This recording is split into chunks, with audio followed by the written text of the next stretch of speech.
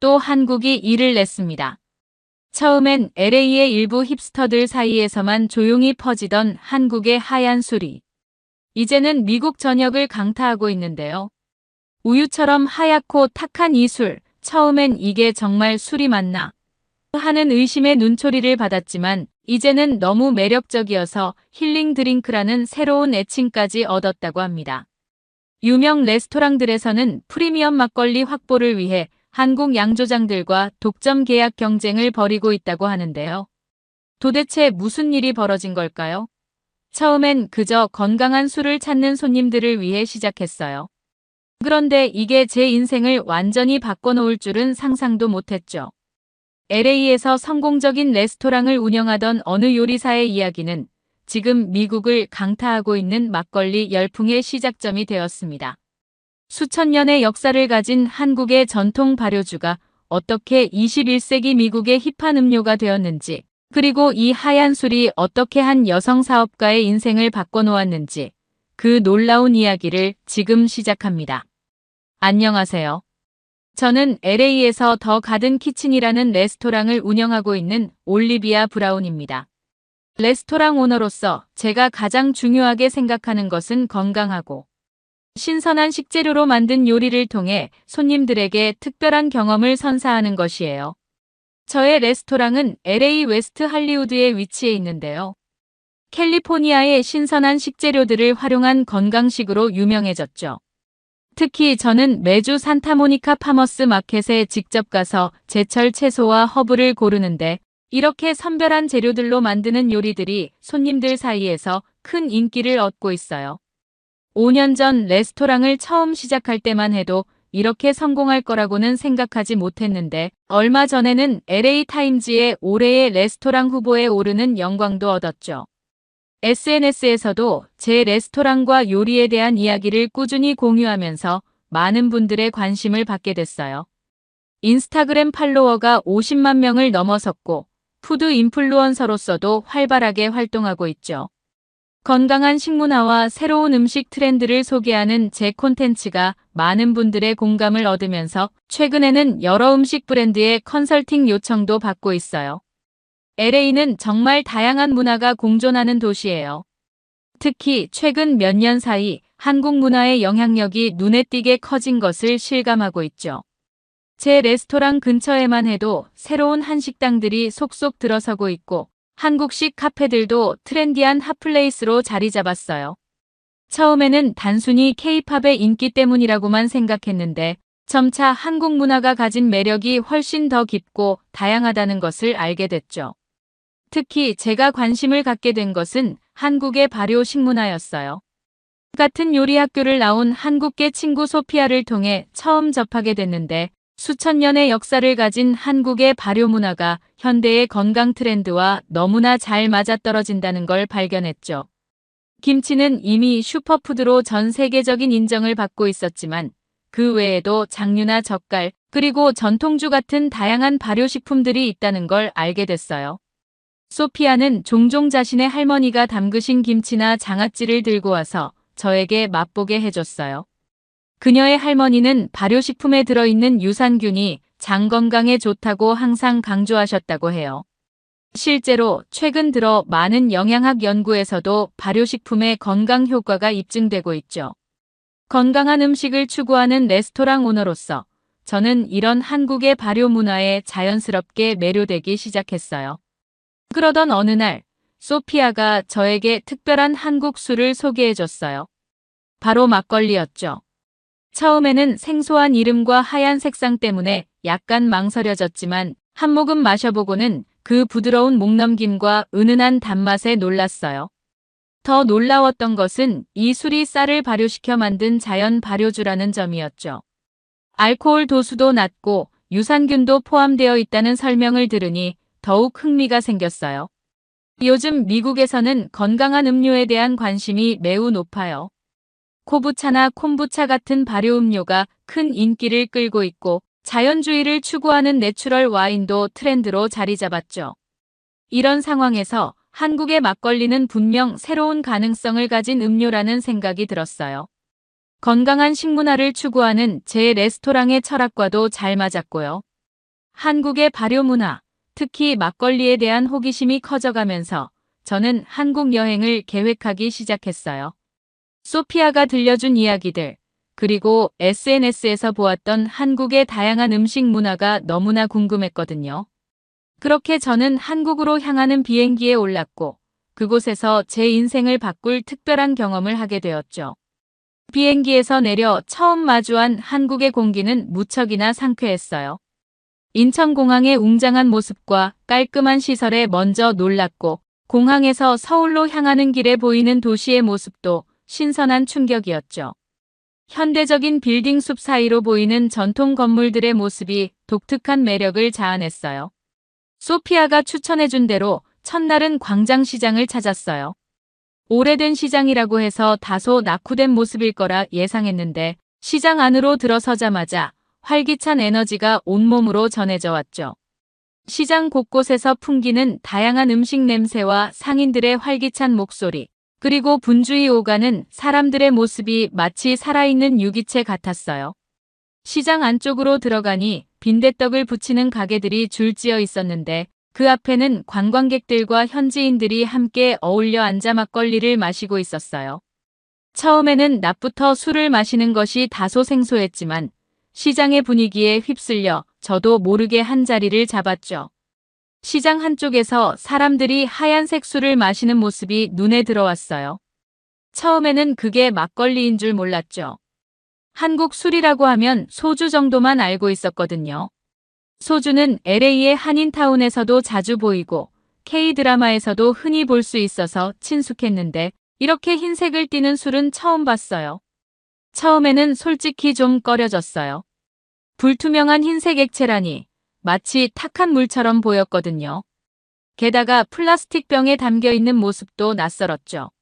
와인이나 위스키처럼 고급스러운 병도 아니고 소주처럼 깔끔한 유리병도 아닌 투박한 플라스틱 병이라니요.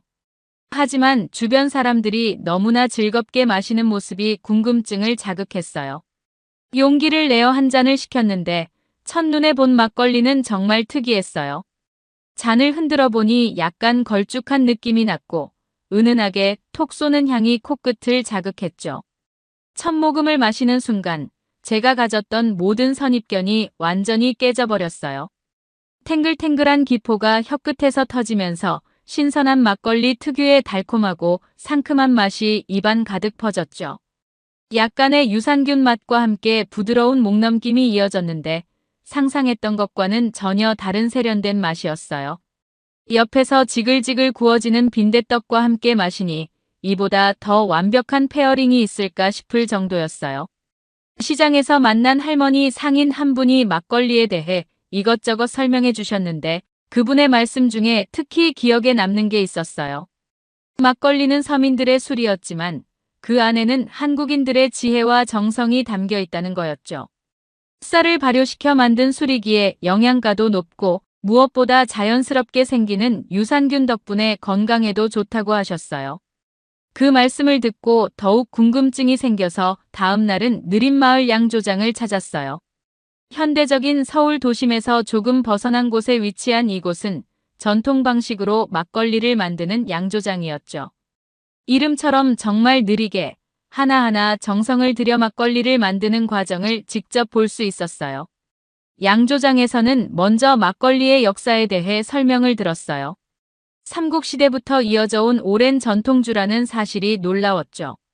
특히 인상 깊었던 것은 막걸리가 농사일을 하며 마시던 농주였다는 점이에요. 힘든 노동 중에 마시는 술이었기에 알코올 도수도 적당하고 영양도 풍부했다는 설명을 들으니 더욱 특별하게 느껴졌어요. 양조장에서는 막걸리 제조 과정도 자세히 보여줬어요. 엄선된 쌀을 깨끗이 씻어 고두밥을 짓고 여기에 누룩을 섞어 발효시키는 과정이 무척 흥미로웠죠.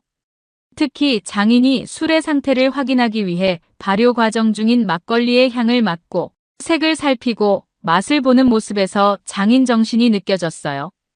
가장 인상적이었던 것은 시음 시간이었어요. 갓 만든 생막걸리부터 숙성된 막걸리까지 다양한 종류를 맛볼 수 있었는데 각각의 막걸리가 가진 독특한 맛과 향의 차이를 비교해 볼 수 있었죠.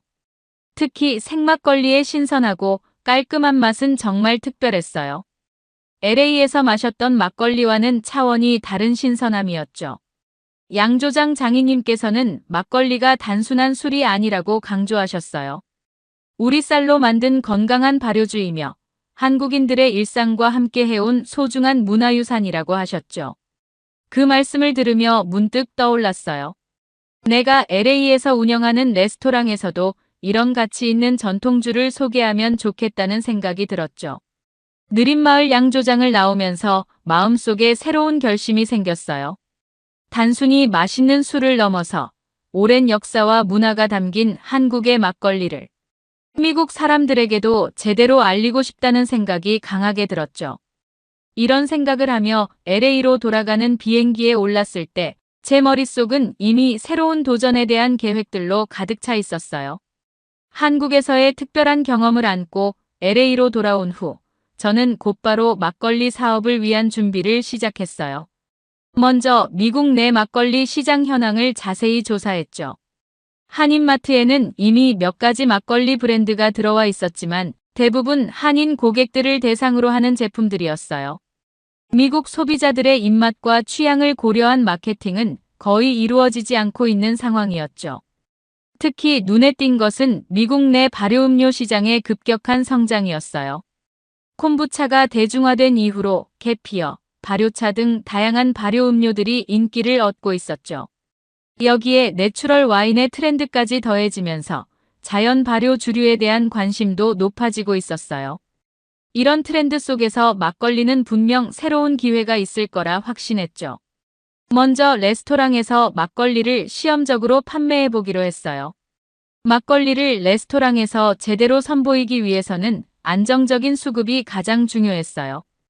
LA의 여러 한인 수입업체들을 찾아다니며 상담을 했는데 처음에는 생각보다 많은 어려움이 있었죠. 주류 판매 허가부터 시작해서 각종 서류 작업까지 하나하나가 새로운 도전이었어요. 특히 주류 판매 허가를 받는 과정이 복잡했어요. 레스토랑에서 와인과 맥주는 팔고 있었지만 새로운 종류의 전통주를 들여오는 건 또 다른 문제더라고요. 여러 주류 전문 변호사들을 만나며 법적인 자문을 구했고 필요한 허가 사항들을 하나씩 챙겨나갔죠. 다행히 LA에는 이미 오랫동안 한국 전통주를 수입해온 업체들이 있었어요. 그들의 조언을 들으며 실수하기 쉬운 부분들을 미리 파악할 수 있었죠. 주류 유통 전문가의 도움도 정말 큰 힘이 됐어요. 각종 규제 사항부터 보관 방법, 서빙 온도까지 세세한 조언을 받을 수 있었거든요. 신선한 막걸리의 맛을 최대한 유지하는 것도 중요한 과제였어요. 막걸리는 살아있는 발효주라서 보관이 매우 까다로웠거든요. 적정 온도를 유지하는 것부터 시작해서 유통기한을 고려한 수량 조절까지 신경 써야 할 부분이 많았죠. 여러 시행착오 끝에 레스토랑 내 특별한 보관 공간도 마련하고 온도 관리 시스템도 갖추게 됐어요. 레스토랑에서는 막걸리와 어울리는 페어링 메뉴 개발에 집중했어요. 한국에서 먹어본 전통적인 막걸리 안주를 기본으로 하되 미국 손님들의 취향을 고려해 새로운 메뉴들을 준비했죠.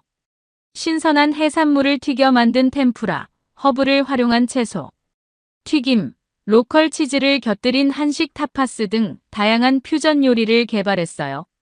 한국 여행에서 가장 인상 깊었던 것 중 하나는 한국 쌀의 품질이었어요.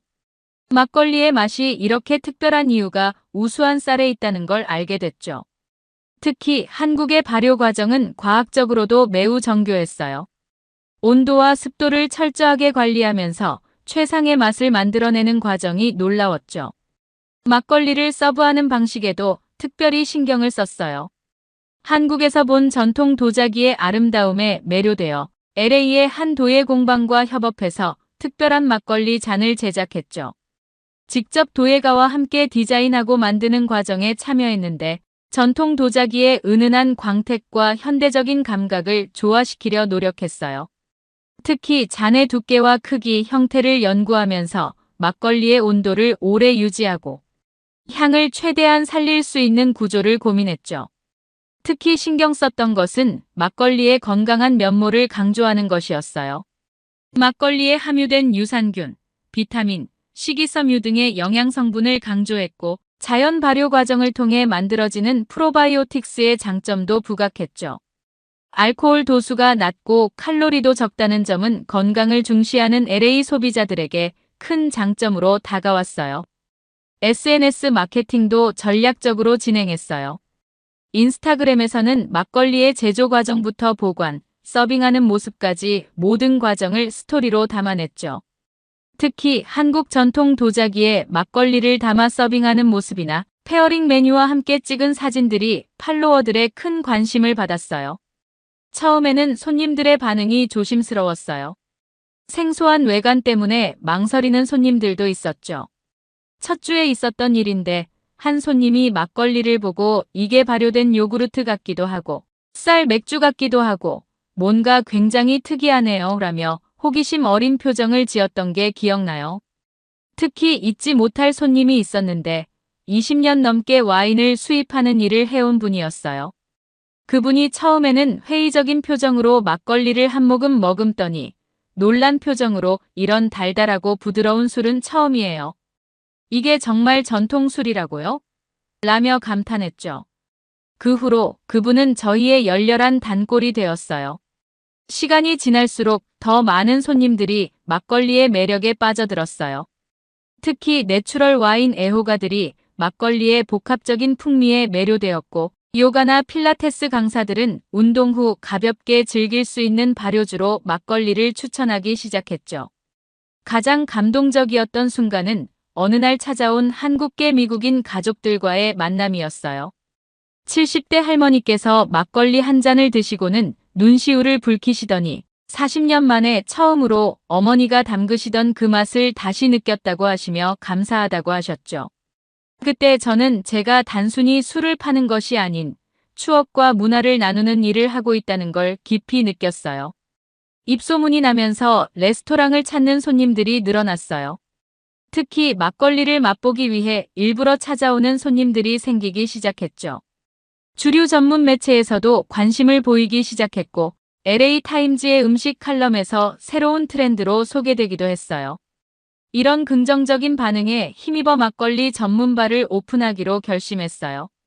레스토랑에서의 성공적인 테스트 마케팅을 바탕으로 더 다양한 프리미엄 막걸리를 소개하고 한국의 술 문화를 제대로 알릴 수 있는 공간을 만들고 싶었죠. 장소를 물색하던 중에 웨스트 할리우드의 한 빈티지 건물을 발견했어요. 오래된 벽돌 건물이었는데 높은 천장과 따뜻한 조명이 한국 전통주의 고급스러움을 잘 살릴 수 있을 것 같았죠. 인테리어는 모던한 한국 스타일을 담되 LA다운 세련됨을 더하기로 했어요. 바를 준비하면서 LA 현지 양조장들과도 협업을 시작했어요. 캘리포니아산 쌀로 만든 특별한 막걸리를 개발하는 프로젝트를 기획했죠. 한국의 전통 제조 방식을 지키면서도 현지 재료의 특성을 살린 새로운 막걸리를 만들어 보고 싶었어요. 이렇게 모든 준비를 마치고 막걸리 바의 오픈을 앞두고 있을 때였어요. 예상치 못한 문화적 충돌로 인한 작은 위기를 맞이하게 되었죠. 막걸리 바를 오픈하고 얼마 지나지 않아 특별한 손님들을 맞이하게 됐어요. 일본에서 온 관광객 그룹이었죠. 처음에 그들은 메뉴판을 보더니 실망한 기색이 역력했어요. 사케가 없냐며 아시아바인데 왜 일본 술은 없느냐고 불만스러운 목소리로 물었죠. 순간 긴장됐지만 침착하게 대응하기로 했어요. 사케도 훌륭한 술이에요. 하지만 오늘은 특별한 경험을 해보시는 건 어떨까요? 한국의 전통 발효주인 막걸리는 사케와는 또 다른 매력이 있거든요 라고 설명을 시작했죠. 그들에게 막걸리의 역사와 특징을 차근차근 설명했어요. 쌀로 만든다는 공통점이 있지만 제조 방식과 맛이 전혀 다르다는 점, 특히 한국의 기후와 문화가 만들어낸 독특한 발효 과정에 대해 이야기했죠. 처음에는 못 믿어온 표정이었지만 하나둘씩 관심을 보이기 시작했어요. 프리미엄 막걸리를 시음용 잔에 따라드리며 한번 맛보시겠어요? 라고 권했죠. 처음엔 망설이던 그들도 한 모금 맛을 본 후에는 표정이 달라졌어요. 와, 이런 맛은 처음이네요. 사케와는 완전히 다르지만 굉장히 매력적이에요 라며 감탄했죠. 결국 그들은 2시간 넘게 머물면서 여러 종류의 막걸리를 시음했어요. 떠나기 전에는 문화의 차이를 넘어 새로운 맛의 세계를 발견한 것 같다며 감사 인사를 전했죠. 이 경험을 통해 서로 다른 문화를 이해하고 존중하는 것이 얼마나 중요한지 다시 한번 깨달았어요. 이런 작은 성공에 기뻐할 틈도 없이 또 다른 도전이 찾아왔어요. 웨스트 할리우드의 유명 보드카바 단골들이 저희 바를 찾아온 거였죠. 그날은 저희 바에 프리오픈 행사가 있던 날이었어요. 많은 취재진과 인플루언서들이 자리를 함께했죠. 그런데 이 보드카 애호가들은 계속해서 목소리를 높이며 막걸리의 가치를 폄하했어요.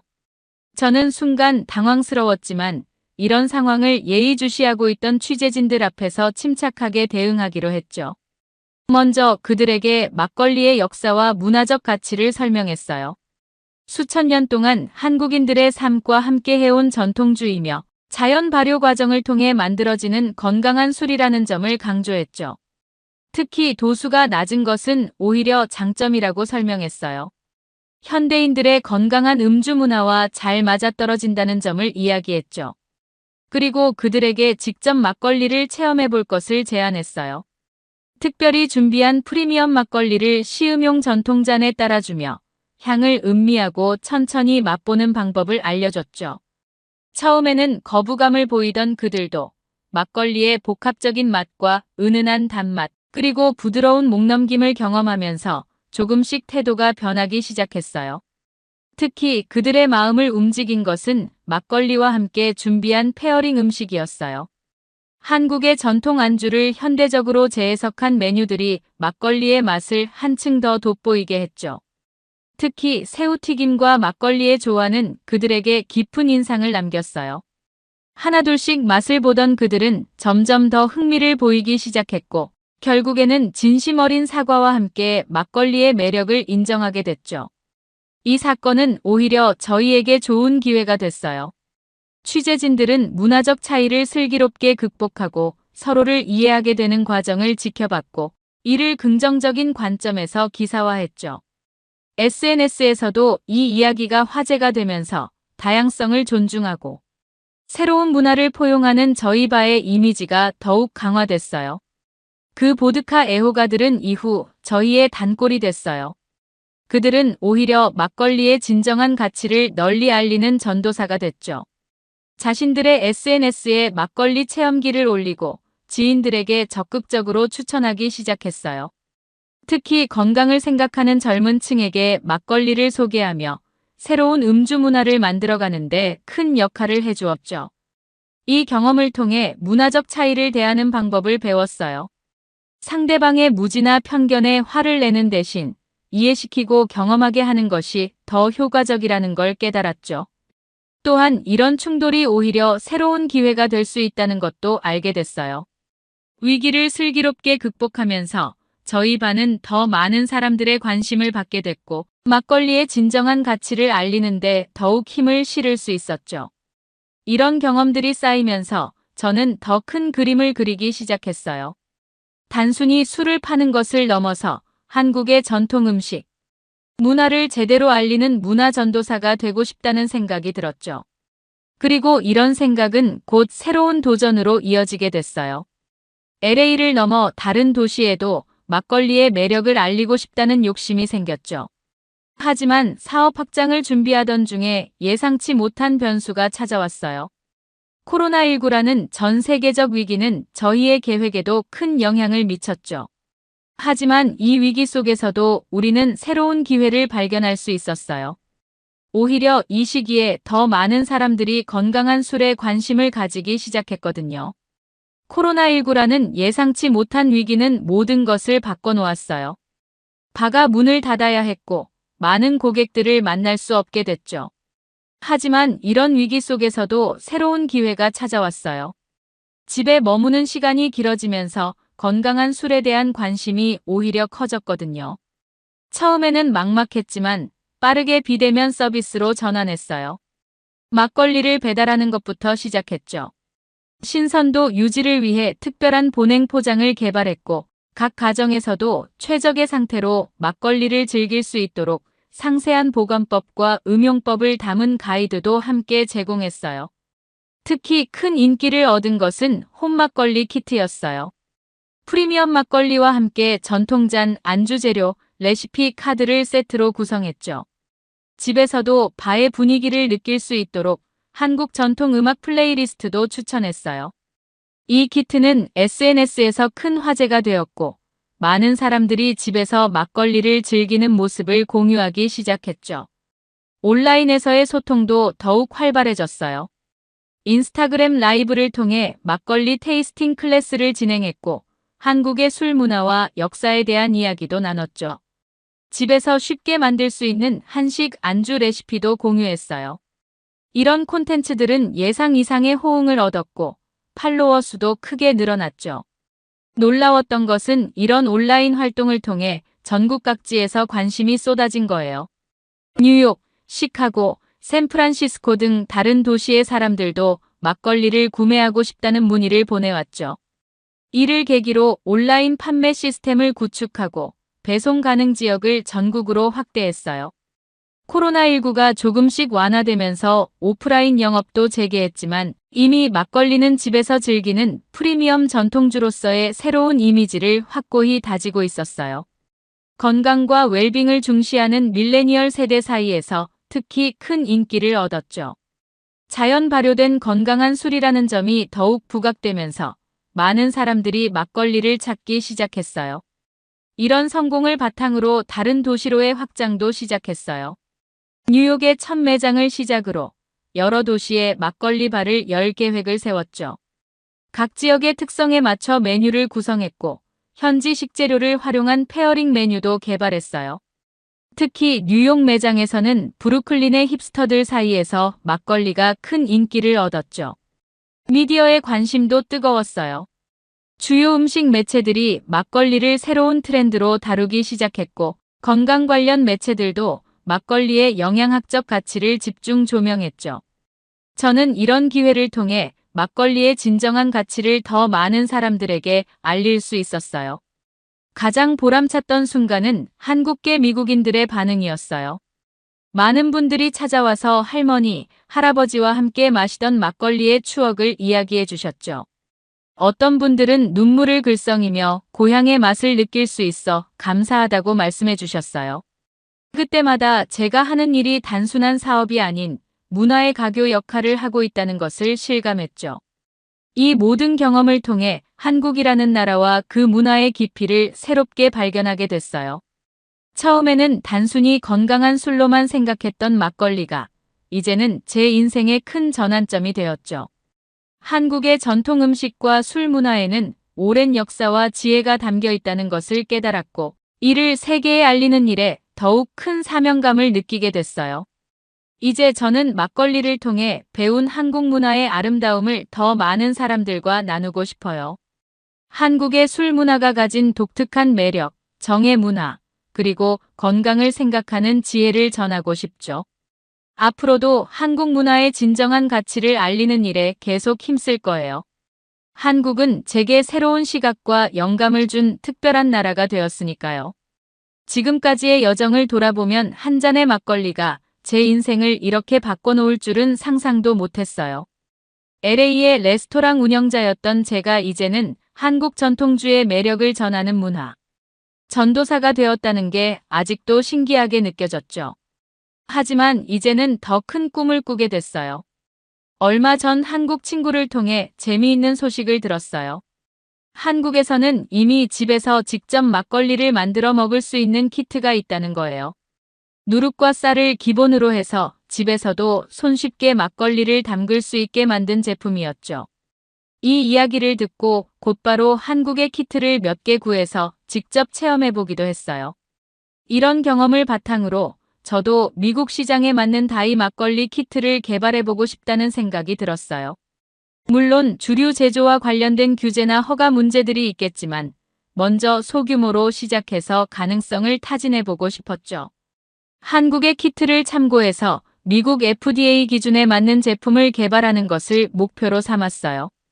레스토랑에서는 매주 금요일마다 막걸리 해피아워를 시작했어요. 다양한 종류의 막걸리를 특별 가격에 제공하면서 간단한 한식 안주도 함께 선보였죠. 특히 젊은 직장인들 사이에서 인기가 좋았어요. 회사 일을 마치고 가볍게 들러 막걸리 한 잔과 함께 스트레스를 풀 수 있는 공간으로 자리 잡았거든요. SNS에서 공유되는 사진들을 보면 특히 막걸리와 치즈의 조합이 인기가 많았어요. 한국의 막걸리와 서양의 치즈 플레이트가 의외로 잘 어울린다는 걸 발견했죠. 이런 새로운 페어링을 발견할 때마다 막걸리의 가능성이 더욱 커지는 것 같았어요. 소셜미디어에서도 더욱 적극적으로 한국 문화를 알리기 시작했어요. 한국의 사계절 술 문화, 절기에 따른 전통주, 지역별 특색 있는 막걸리 등 다양한 콘텐츠를 제작했죠. 이런 콘텐츠들은 한국 문화에 관심이 있는 전 세계 팔로워들에게 큰 호응을 얻었어요. 다른 도시로의 확장도 본격적으로 시작했어요. 뉴욕, 시카고, 샌프란시스코 등 주요 도시에 한국 전통주 바를 열 계획을 세웠죠. 각 도시의 특성에 맞춘 차별화된 콘셉트로 접근했어요. 예를 들어 뉴욕에서는 고급 레스토랑과의 콜라보레이션을, 샌프란시스코에서는 테크 기업들과 함께하는 특별한 이벤트를 기획했죠. 젊은 세대들의 반응이 특히 좋았어요. 건강과 웰빙을 중시하는 밀레니얼들 사이에서 막걸리는 힐링 드링크로 자리 잡았고, SNS에서는 코리안 드링크 해시태그가 트렌드가 됐죠. 특히 환경 친화적이고 지속 가능한 발효 과정에 대한 관심이 높았어요. 한국계 미국인 커뮤니티와의 유대도 더욱 깊어졌어요. 많은 2세, 3세 한인들이 자신들의 뿌리에 대해 관심을 가지게 됐고, 이들을 통해 한국 문화가 더욱 자연스럽게 미국 사회에 스며들 수 있었죠. 그들의 이야기를 들으며 제가 하는 일의 의미를 다시 한번 되새길 수 있었어요. 앞으로의 계획은 아주 실용적이고 구체적이에요. 우선 LA 근교의 작은 도시들에서 팝업 스토어 형태로 막걸리를 소개해 보려고 해요. 주말마다 파머스 마켓이나 푸드 페스티벌에 참여해서 시음회도 열어볼 생각이에요. 실제로 얼마 전 산타모니카 파머스 마켓에서 시범적으로 진행해봤는데 생각보다 훨씬 좋은 반응이 있었죠. 또 하나 준비하고 있는 건 막걸리 정기 구독 서비스예요. 매달 다른 종류의 프리미엄 막걸리와 페어링 추천 레시피를 함께 보내는 거죠. 처음에는 LA 지역에서 소규모로 시작해 보려고 해요. 이미 몇몇 단골 고객들이 관심을 보여줬거든요. 이렇게 한 걸음씩 나아가다 보면 언젠가는 더 많은 사람들이 막걸리의 매력을 알게 될 거예요. 무엇보다 제가 한국에서 느꼈던 그 특별한 경험을 더 많은 사람들과 나누고 싶어요. 한국 문화를 접하면서 제가 받았던 감동과 즐거움을 이제는 제가 다른 사람들에게 전해주고 싶네요. 사연을 재밌게 들으셨다면 구독과 알림 설정 부탁드립니다. 여러분의 구독과 알림 설정은 영상 제작에 큰 힘이 됩니다. 지금까지 외국인의 시선에서 한국의 감동에 빠진 이야기를 전해드리는 감동 다이브였습니다. 좋은 하루 보내세요. 감사합니다. 한국이 뭐라고 그렇게 자부심을 가지나요? 한글요? 그거 그냥 한자를 못 쓰니까 만든 거잖아요. 우리 중국은 5,000년 문명의 역사를 가진 나라예요. 한자는 수천 년 동안 동아시아의 표준 문자였어요. 우리가 동아시아 문명의 중심이었고 조공을 받던 나라였죠. 한국은 우리한테 문화를 배워간 작은 나라일 뿐이에요. 한복도 한식도 다 우리 문화에서 영향을 받은 거고요. 이렇게 자기 주장만 외치던 중국 학생은 줄곧 듣고만 있던 교수님의 한마디에 오열을 하고 맙니다. 오늘의 사연 시작합니다. 1초도 안 걸리는 구독과 좋아요는 사랑입니다. 안녕하세요. 저는 영국의 명문대에서 한국학을 공부하고 있는 21살 소피아입니다. 먼저 제 이야기부터 잠깐 해야 할 것 같아요. 사실 저는 어릴 때부터 언어에 관심이 많은 학생이었어요. 특히 다양한 문자 체계들이 어떻게 발전해 왔는지가 정말 궁금했죠. 영어만 해도 알파벳 26자로 이렇게 많은 소리를 표현할 수 있다는 게 신기했거든요. 그러다 우연히 유튜브에서 한글 관련 영상을 보게 됐는데 그 순간 완전히 매료되고 말았어요. 각각의 자음과 모음이 발음 기관의 모양을 본떠 만들어졌다는 게 정말 놀라웠거든요. 게다가 이 문자 체계가 600년도 더 전에 만들어졌다니 더욱 신기했죠. 그때부터 저는 한국어 독학을 시작했어요. 처음에는 한글 자음과 모음을 익히는 것부터 시작했는데 정말 놀라웠어요. 다른 언어들과 달리 한글은 왜 이런 모양을 하고 있는지 각 글자의 제작 원리까지 모두 논리적으로 설명이 되더라고요. 결국 대학 진학을 앞두고 저는 과감한 선택을 했죠. 부모님이나 선생님들은 제가 옥스브리 지급 대학에서 법학이나 경영학을 공부하길 바라셨지만 저는 한국학과가 있는 학교에 지원했어요. 다행히 최상위권 대학 한국학과에 합격했고 지금은 정말 행복하게 공부하고 있답니다. 이 학교의 한국학과는 규모는 작지만 정말 알찬 커리큘럼을 자랑해요. 한국어는 물론이고 한국의 역사, 문화, 현대 사회까지 깊이 있게 배울 수 있죠. 특히 한글의 역사와 과학성을 연구하는 수업은 제가 제일 좋아하는 강의예요. 같은 과 친구들도 다들 한국 문화에 푹 빠져 있어요. 수업이 끝나면 함께 한국 드라마를 보기도 하고 K-팝 댄스를 따라 추기도 하죠. 영국에서는 상상도 못했던 새로운 문화를 경험하는 게 정말 즐거워요. 그런데 얼마 전 한글의 과학성과 우수성에 대해 배우던 수업에서 정말 잊지 못할 일이 있었어요. 그 이야기를 지금부터 들려드리려고 하는데 그 전에 먼저 우리 학과의 자랑이자 제가 정말 존경하는 로버트 앤더슨 교수님을 소개해야 할 것 같네요. 제가 말씀드린 로버트 앤더슨 교수님은 정말 특별한 분이에요. 처음에는 영국의 평범한 언어학자셨는데 우연히 한글을 접하고 완전히 매료되셨다고 해요. 그래서 40대의 늦은 나이에도 불구하고 한국으로 유학을 가기로 결심하셨대요. 서울대학교에서 박사과정을 하시면서 한글과 한국어를 깊이 연구하셨는데 그러다가 지금의 아내분을 만나셨어요. 당시 같은 학과 박사과정이었던 한국인 연구자셨대요. 두 분 다 언어학자라 대화가 잘 통했다고 하시네요. 결혼하시고 10년 동안 한국에서 살면서 한글 연구에 깊이 빠지셨다고 해요. 교수님은 특히 한글의 제작 원리에 완전히 매료되셨대요. 다른 문자들과 달리 한글은 각 자음과 모음이 만들어진 이유가 명확하다는 점을 높이 평가하셨거든요. 세계 여러 나라의 문자를 연구하신 교수님께서는 한글만큼 과학적이고 체계적인 문자는 없다고 자주 말씀하세요. 수업 시간에 보면 교수님의 열정이 정말 대단하세요. 한글에 대해 설명하실 때면 마치 첫사랑을 이야기하는 것처럼 눈이 반짝반짝 빛나시거든요. 세종대왕은 단순히 왕이 아닌 위대한 언어학자였어요 라며 항상 감탄하시죠. 특히 인상 깊었던 건 교수님이 한글의 가치를 설명하실 때예요. 한글은 단순한 문자가 아니라 인류 문자 역사상 가장 혁신적인 발명품 중 하나예요. 문자가 없는 소수민족들을 위한 새로운 문자, 체계를 만들 때도 한글의 제자 원리를 참고한답니다. 교수님 덕분에 저희 학과는 영국에서 가장 뛰어난 한국학 프로그램을 자랑해요. 매년 세계 각국에서 연구자들이 찾아오시고 한글 관련 국제학술대회도 주최하시죠. 심지어 영국 왕립학회에서도 한글의 과학성에 대한 특별 강연을 요청받으실 정도예요. 앤더슨 교수님은 늘 말씀하세요.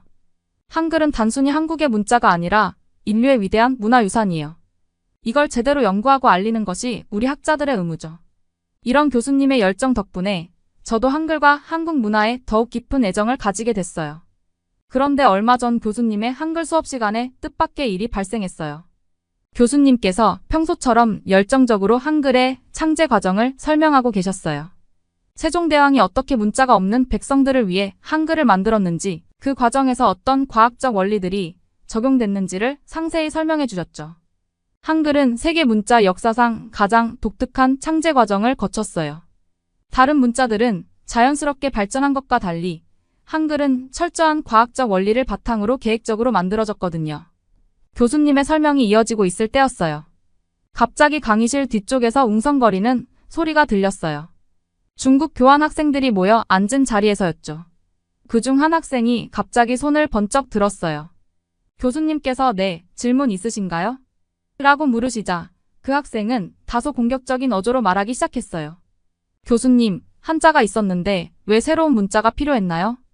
한자는 동아시아에서 가장 우수한 문자 체계였고 지금도 그렇잖아요. 한글은 그냥 한자를 단순화한 것 아닌가요? 순간 강의실이 얼어붙었어요. 저를 포함한 다른 학생들은 모두 놀란 표정이었죠. 하지만 교수님은 여전히 침착한 미소를 유지하신 채 중국 학생을 바라보셨어요. 좋은 질문이네요. 하지만 한글과 한자는 전혀 다른 문자 체계예요. 한자는 뜻을 나타내는 표의 문자지만 한글은 소리를 나타내는 표음 문자거든요. 게다가 한글의 자음과 모음은 발음 기관의 모양을 본떠 만들어졌어요. 이런 제자 원리는 세계 문자 역사상 유례가 없는 혁신적인 것이었죠. 하지만 그 중국 학생은 계속해서 반박했어요. 하지만 한국은 원래 한자 문화권이었잖아요. 그리고 지금도 한자어를 많이 사용하고 있고요. 결국 한자가 더 우수하다는 증거 아닌가요? 교수님은 칠판에 뭔가를 그리시더니 자, 여러분. 이것 좀 보세요. 그러고는 한글의 자음과 모음이 어떻게 체계적으로 구성되어 있는지, 각각의 글자가 어떤 과학적 원리로 만들어졌는지를 하나하나 설명하기 시작하셨죠. 한자가 오랜 역사를 가진 훌륭한 문자, 체계라는 점은 부정할 수 없어요. 하지만 한글은 전혀 다른 차원의 혁신이었답니다. 문맹자가 일주일이면 배울 수 있는 문자를 만든다는 건 당시로서는 상상도 할 수 없는 혁명적인 발상이었거든요. 교수님의 차분하고 논리적인 설명이 이어질수록 처음에는 공격적이던 중국 학생의 표정이 조금씩 변하기 시작했어요. 중국 학생은 더욱 격앙된 목소리로 이어갔어요. 교수님, 중국을 무시하시는 건가요? 우리는 5천년 문명의 국가입니다. 우리 글자가 얼마나 아름다운지 아세요? 예술성으로 치면 세계 최고입니다. 서예 한자만 봐도 그 깊이를 알 수 있죠. 그런데 한글은요? 그냥 기하학적 도형 몇 개 조합한 것뿐이잖아요. 교수님은 여전히 침착하게 응대하셨어요. 한자의 예술성을 부정하는 게 아닙니다. 하지만 문자의 가치는 예술성만으로 판단할 수 없어요. 하지만 중국 학생은 계속해서 목소리를 높였어요. 한국은 우리한테 문화를 배워간 나라잖아요. 한국이 뭘 했다고 이제 와서 K-팝 좀 한다고 우쭐대는 것 같은데 우리가 없었다면 한국은 아무것도 아니었을 거예요. 한글요? 그거 그냥 한자를 못 쓰니까 만든 거 아닌가요? 교수님은 왜 자꾸 한글이 우수하다고만 하시는 거죠? 강의실이 순간 얼어붙었어요. 다른 학생들은 숨조차 쉬기 어려울 정도로 긴장된 분위기였죠. 저는 교수님이 화를 내실 거라고 생각했어요. 하지만 교수님은 오히려 미소를 지으셨어요. 그리고는 칠판에 천천히 한자 하나를 쓰셨어요. 이 글자가 보이나요? 배울학이죠. 이 한자의 구성을 보면 위에는 겹칠첩, 아래는 아들자가 있어요. 옛날 중국에서는 스승의 말씀을 자식처럼 잘 따르는 것이 배움이라고 생각했던 거죠. 정말 멋진 발상이에요. 중국 학생의 얼굴에 자부심이 어렸어요. 하지만 교수님의 다음 말에 그 표정이 굳어졌죠. 하지만 세종대왕은 달랐어요. 백성이 학문을 하지 못하는 건 글자가 어려워서다. 그럼 쉬운 글자를 만들면 되지 않을까? 이렇게 생각했죠. 이건 단순히 새로운 문자를 만든 게 아니라 학문의 개념 자체를 바꾼 거예요. 지식이 더 이상 특권층의 전유물이 아니라 모든 사람이 누릴 수 있는 권리가 된 거죠. 중국 학생이 흔들리는 목소리로 반박했어요.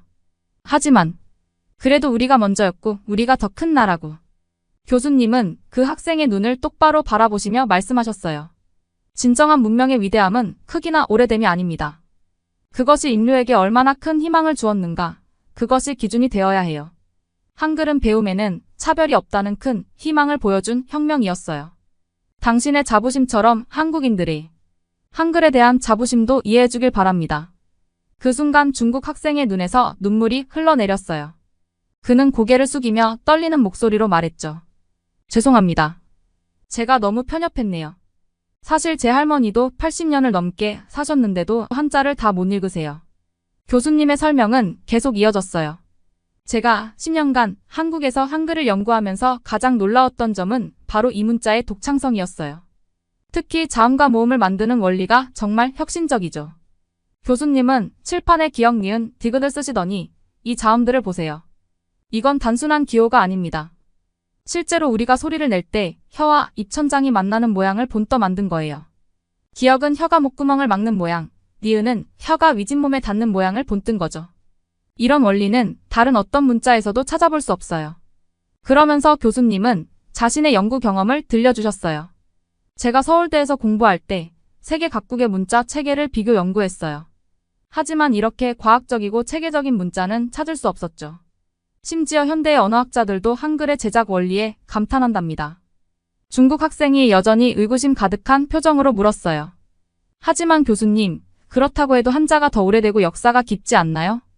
교수님은 미소를 지으시며 대답하셨어요. 물론 한자의 역사적 가치는 매우 큽니다. 하지만 문자의 우수성은 역사의 길이가 아니라 그 실용성과 과학성으로 평가해야 해요. 한글은 창제된 지 얼마 되지 않았지만 혁신성으로 인해 UNESCO 세계기록 유산으로 등재되었답니다. 이어서 교수님은 자신의 개인적인 경험을 나누셨어요. 제가 처음 한국에 갔을 때 한글을 배우는데 일주일밖에 걸리지 않았어요. 하지만 한자는 수년이 지난 지금도 계속 배우고 있죠. 이것이 바로 한글의 실용성을 보여주는 좋은 예시라고 생각합니다. 교수님의 설명이 계속되면서 강의실의 분위기는 점점 학구적인 토론으로 바뀌어 갔어요. 처음에는 반박하려 했던 중국 학생들도 이제는 진지하게 경청하기 시작했죠. 여러분, 문자는 특정 국가의 전유물이 아닙니다. 인류의 소중한 문화유산이죠. 한자도 한글도 모두 인류가 자랑스러워해야 할 위대한 발명품이에요. 다만 한글의 경우 그 창제 과정과 원리가 현대, 언어학적 관점에서도 놀라울 정도로 과학적이었다는 점이 특별한 거죠. 이 말씀을 하실 때 교수님 눈빛은 정말 인상적이었어요. 10년간의 연구로 얻은 깊은 통찰이 느껴졌거든요. 그날의 수업은 정말 특별했어요.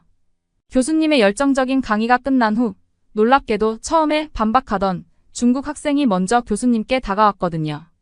교수님, 죄송합니다. 제가 너무 감정적으로 반응했네요. 사실 저는 한글에 대해 제대로 알지 못했어요. 더 배우고 싶은데 추천해 주실 만한 책이 있을까요?